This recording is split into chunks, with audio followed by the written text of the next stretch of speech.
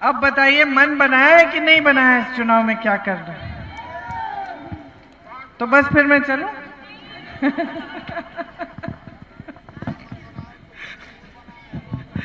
अच्छा, मन क्यों बनाया बताओ? कौन बताएगा मन क्यों बनाया? आपका परिवार है इसलिए। और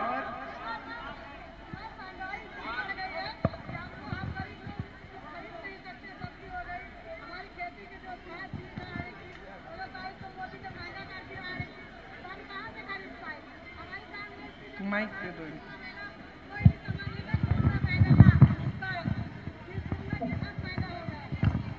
क्या कह रही हैं? कह रही हैं महंगाई इतनी बढ़ गई है। बोलो। सबसे ज्यादा तो मैम ये बात है कि हमारे यहाँ जो यहाँ पे जो खेती हम लोग करते हैं, इतना ये जानवरों की वजह से हम लोग खेती नहीं कर पाते कि अगर खेत में लेटते भी हैं तो जानवरों की वजह से कितने लोग मारे जाते हैं। और आवारा पशु की जो समस्या आवारा है, पशु की वजह से, और जो हमारे यहाँ पे माताएं एवं बहनें जैसे जैसे कोई महिला को जैसे डिलीवरी होती है तो उनको भी सारी सुविधा भी नहीं मिल पाती है। यहाँ CSC पे लेके PSC जिले लेवल पे कोई भी सुविधा नहीं मिलती है कि कोई सुविधा मिल पाए।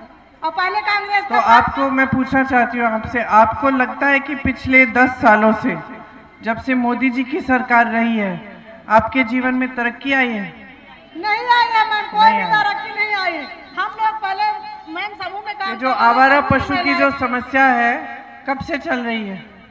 जब से मोदी जी आए हैं तब से समस्या चल रही है इनकी सरकार पहले से। हम लोग पहले राहुल भैया चलाते थे, समूह चलाते थे, उसमें आप समूह में थी? जी मैम, कितनी भी सारी महिलाएं काम। आपको अच्छा लगता था जो समूह था? मैम बहुत अच्छा लगता था, हम लोग बहुत दूर दूर तक समूह की वजह से। आपको मालूम है कि आपके जो सांसद हैं उन्होंने ये कहा कि राहुल जी ने समूह इसलिए शुरू किए क्योंकि आपकी जमीन हड़पनी थी। आपको मालूम है? जी मैम, ये मार, लेकिन ये पूरी लेकिन आपको मालूम है कि समूह से कितनी सुविधा हुई, कितनी महिलाओं की, है ना?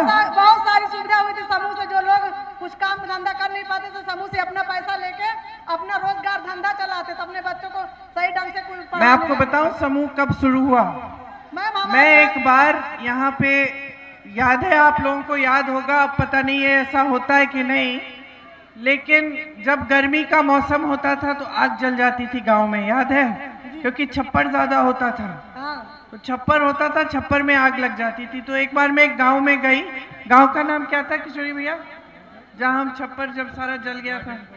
गाजनपुर देवरिया में गई, और वहां पूरी आग लग गई थी और महिलाएं बहुत दुखी थी। जो भी सामान था बेटी की शादी के लिए रखा हुआ था, बोरे में अन्न रखा हुआ था, सब कुछ जल गया था। उस समय जब मैं वापस आई अमेठी से, मैं दिल्ली गई, तो एक बड़ा समारोह था दिल्ली में। एक बहुत मशहूर एक इंसान थे जिन्होंने अपने देश में ये समूह बनवाए थे महिलाओं के, और खूब महिलाओं का विकास हो रहा था। भैया पहले मुझे बात करने दो, इनसे बाद में लिखना ना। तो मैं जब गई तो समारोह था, और वहाँ विदेश से एक आदमी आए थे, एक व्यक्ति आए थे जिन्होंने अपने यहाँ खूब बड़े बड़े समूह बनाए थे महिलाओं के लिए। उनको कोई बड़ी सी प्राइज मिल रही थी कि बहुत अच्छा काम किया था। तो मेरे मन में आया कि वहाँ हो सकता है तो हम अमेठी में क्यों नहीं कर सकते। तो फिर मैं वापस आई गाजनपुर देवरिया में, और वहाँ हमने सबसे पहले एक समूह बनाए, और सबसे पहली जो समूह की महिलाएं थी वो वहीं की थी। और फिर वहां से फिर ये परियोजना शुरू हुई, और जब भैया है सांसद बनके, तो उनको ये परियोजना, उनको बहुत अच्छा लगा कि इसमें तो गांव की जो महिलाएं हैं इनका बहुत विकास हो सकता है, इनकी मदद हो सकती है। तो उन्होंने बहुत तेज रफ्तार से वो काम बढ़ाया, और बहुत सारी, मेरे ख्याल से जो हमारी यहाँ की परियोजना थी वो पूरे क्षेत्र में सबसे बड़ी परियोजना थी इस तरह की। लेकिन ये बंद क्यों हुई? क्योंकि इनकी राजनीति की वजह से, क्योंकि ये पूरी राजनीति करने के लिए इन्होंने कहा, झूठ फैलाए कि हम परियोजना से आपकी जमीन छीनना चाह रहे थे, पता नहीं कैसे कैसे झूठ बोले। तो आस्ते, और फिर केस वेस ये सब किया, तो फिर उसको बंद ही कर देना पड़ा। तो ये परिस्थिति है कि देखो कुछ अच्छा हो रहा है, लेकिन राजनीति के वजह से कोई उस पर आक्रमण करता है और उसके बारे में झूठ फैलाता है, और वो अच्छा काम जो है वो बंद हो जाता है, और जो आपको पहले सुविधा मिल रही थी वो नहीं मिल रही है। आपने जो कहा कि आपने मन बनाया है क्योंकि महंगाई इतनी हो गई है। अब महंगाई इतनी हो गई है कि मेरी बहनें आज कुछ खरीद नहीं पा रही हैं। आज दुकान जाती हो तो आधे टाइम खाली हाथ वापस आती हो या आधी चीजें छोड़ के आ जाती हो कि ये इतनी जरूरी नहीं है तो अगली बार खरीद लेंगे, है ना। आज महंगाई इतनी है कि अगर बच्चा घर पे बीमार पड़ता है उसके इलाज के लिए घबराहट होती है। आज महंगाई इतनी है कि खेती से कमाई नहीं हो रही है।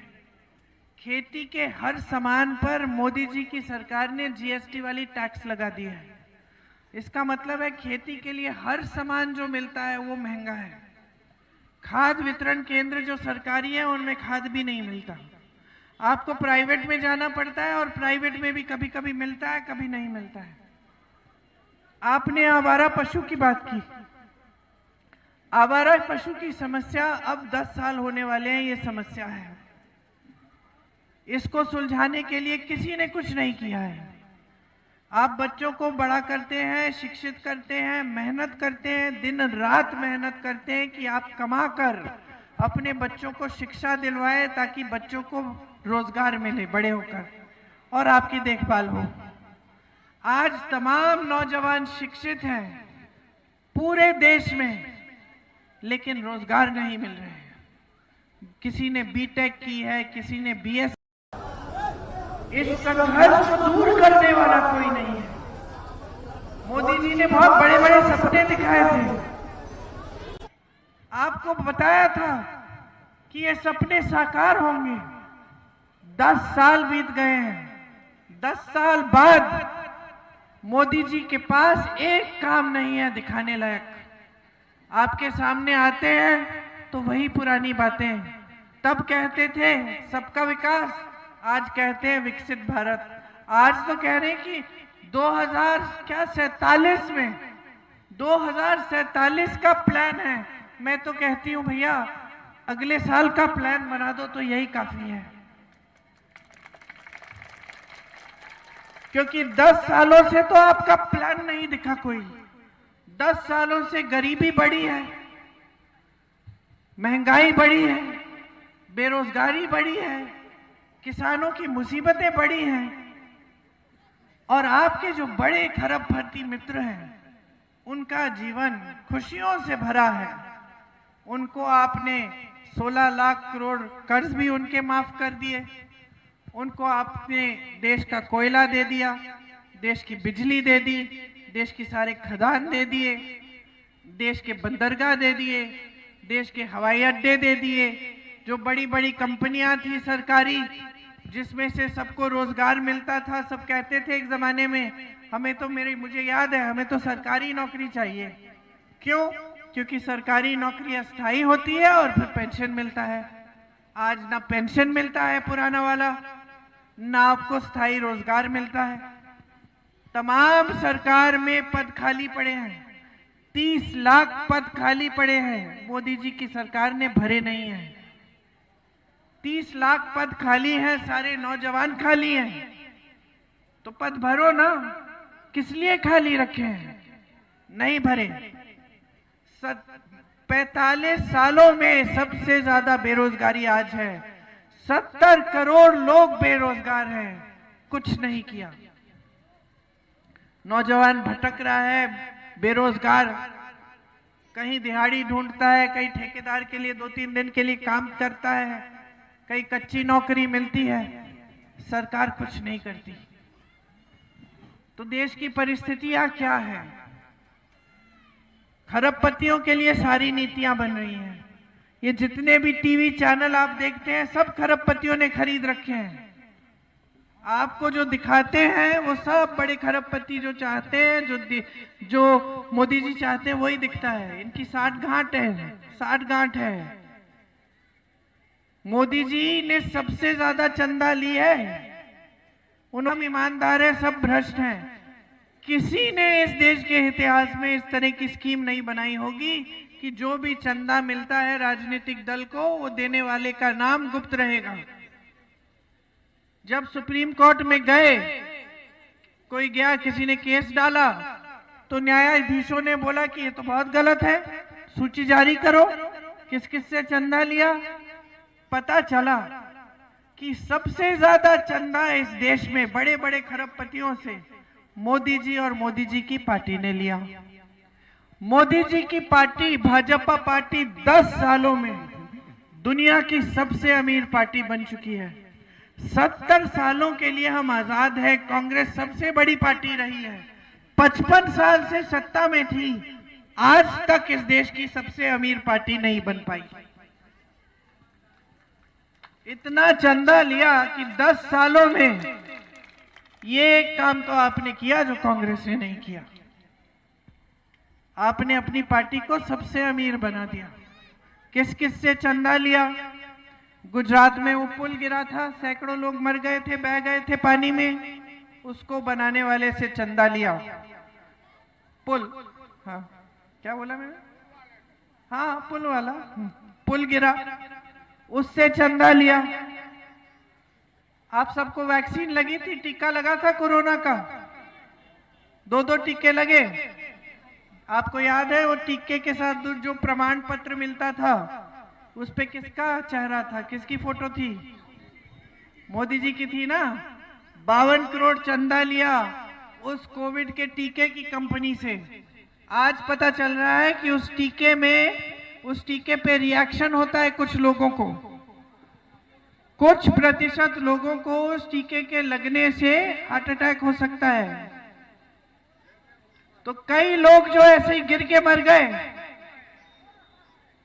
आज पता चला कि वो टीका भी मार्केट से निकाल दिया गया है। एक ही कंपनी ने पूरे देश के लिए वो टीका बनाया और उस कंपनी से मोदी जी ने 52 करोड़ चंदा लिया। और सुनिए, उन कंपनियों से चंदा लिया जिन पे छापा मारा था। छापा मारा, चंदा लिया, छापे बंद, केस लगाए, चंदा लिया, केस बंद, केस ठंडे बस्ते में, और कहते कि ये ईमानदार हैं, बाकी सब भ्रष्ट हैं। और बात समझने वाली क्या है कि ये जो पैसे हैं, ये जो संपत्ति है, ये किसकी है?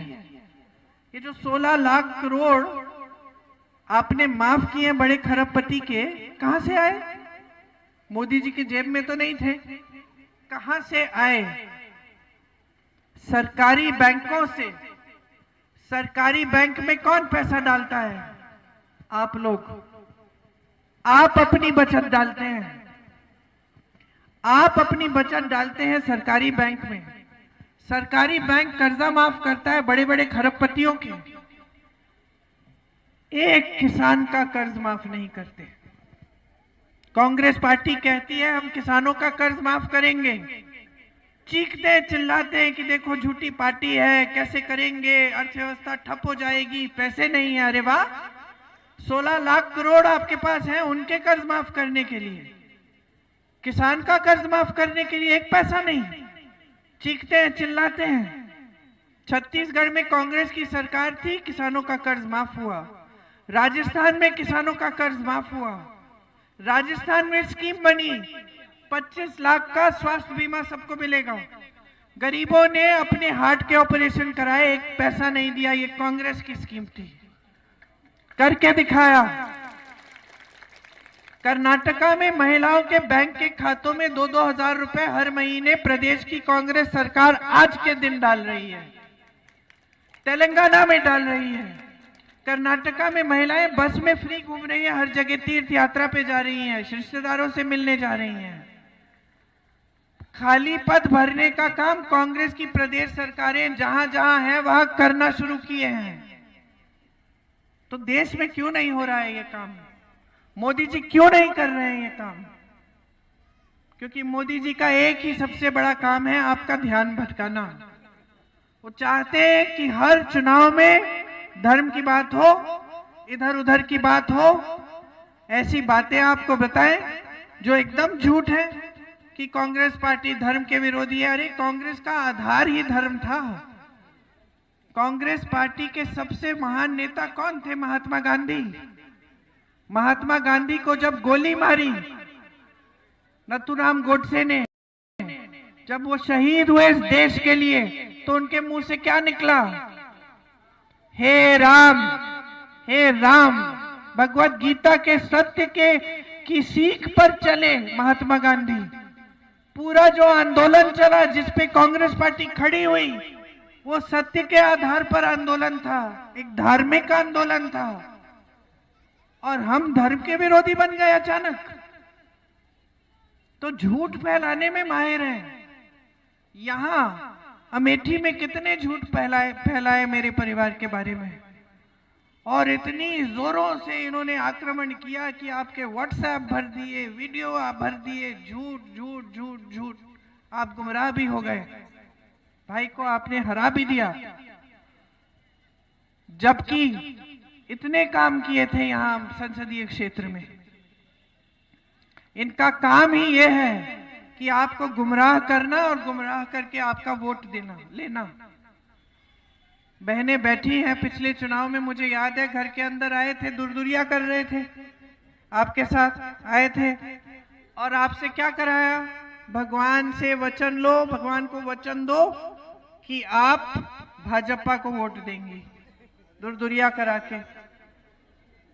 अब की बार भी करा रहे होंगे, करा रहे हैं।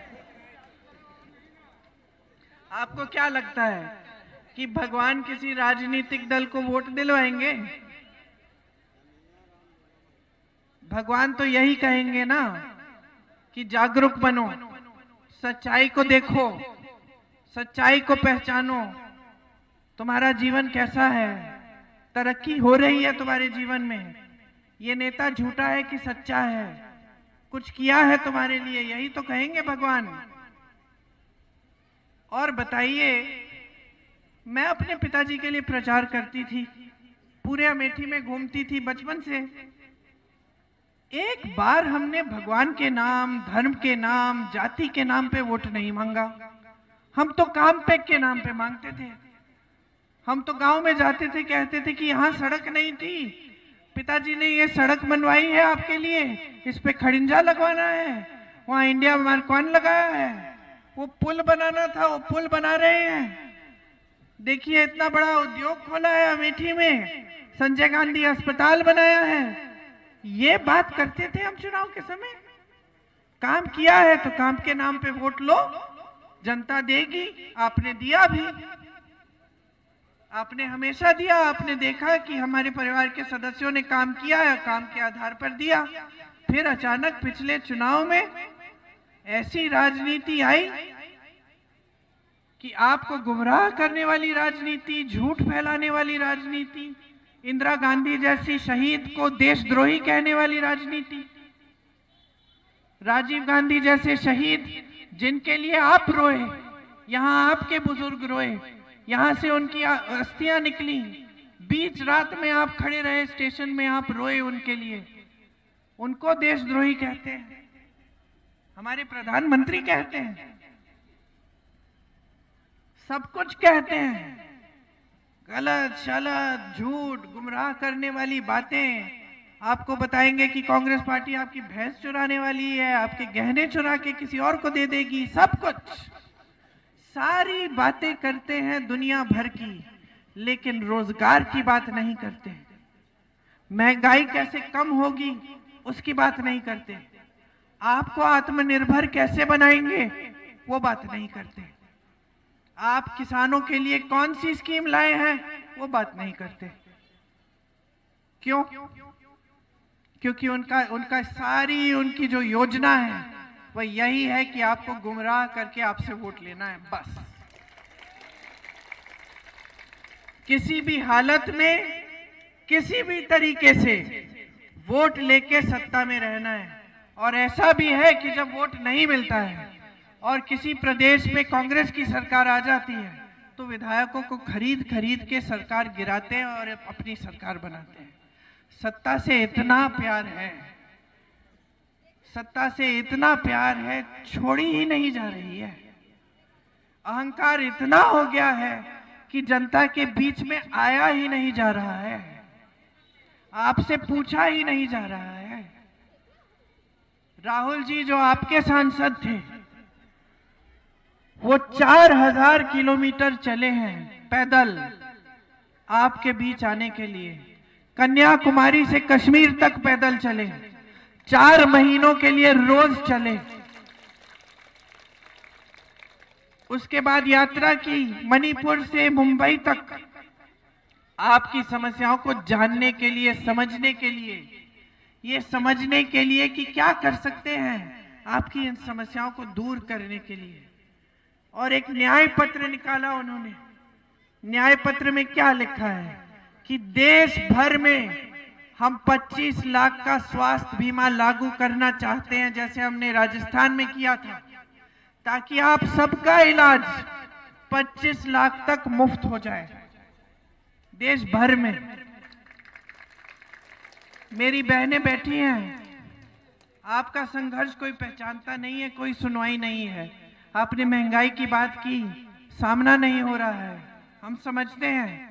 इसीलिए भाई ने न्याय पत्र में लिखवाया कि हर गरीब परिवार की जो सबसे बड़ी महिला है, उसके खाते में 8,500 रुपए हर महीने डाले जाएंगे, सरकार देगी।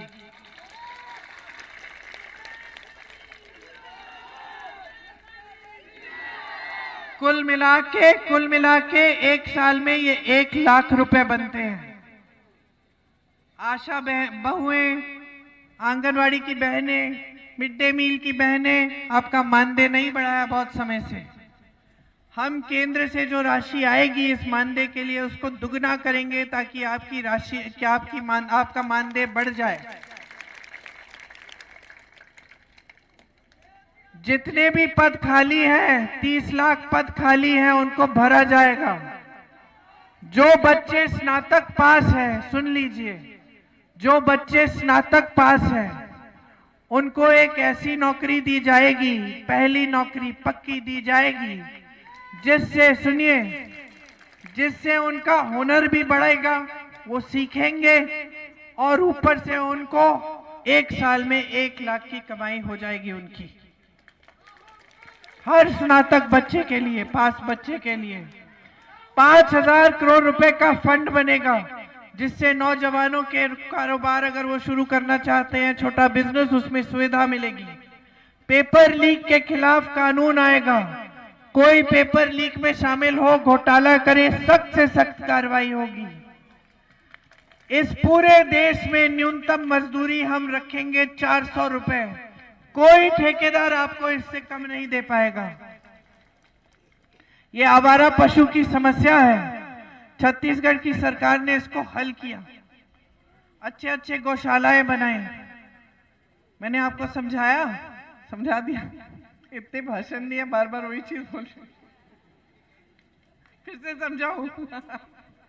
तो जैसे छत्तीसगढ़ की सरकार ने वो सुलझाई वो समस्या, उस तरह से पूरी कोशिश करेंगे कि ये जो समस्या है आपकी, इसके लिए भी प्रोग्राम लाएं हम, ताकि ये समस्या भी सुलझे।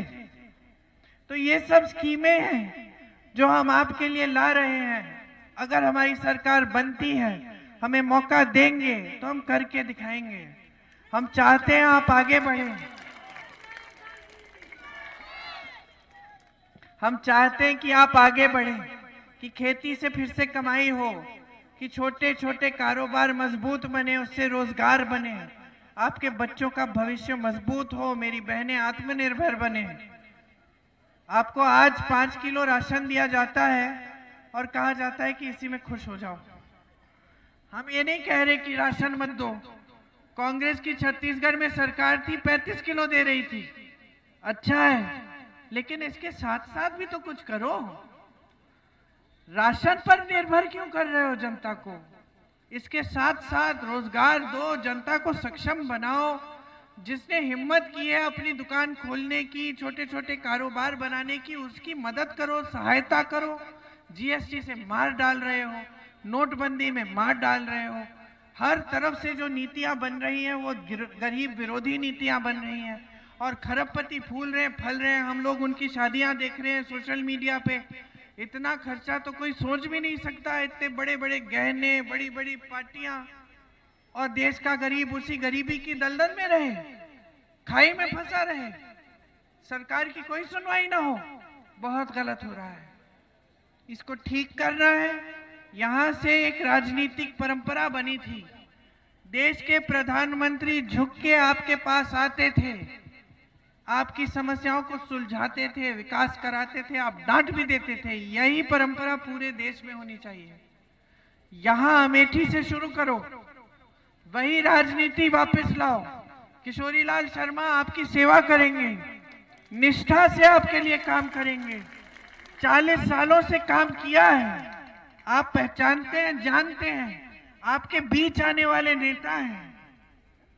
यहां से कांग्रेस पार्टी को फिर से जिताओ, यहां से पूरे देश को संदेश भेजो कि इस बार अमेठी की जनता जागरूक हो गई है,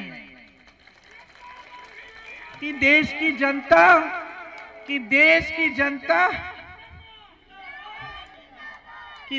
जनता चाहती है कि हर चुनाव जनता के मुद्दों पे लड़ा जाए, कि बेरोजगारी कम हो, महंगाई कम हो, रोजगार के मौके मिले, हम सक्षम हो, हम विकसित हो। आज 2047 में नहीं, आज चाहिए।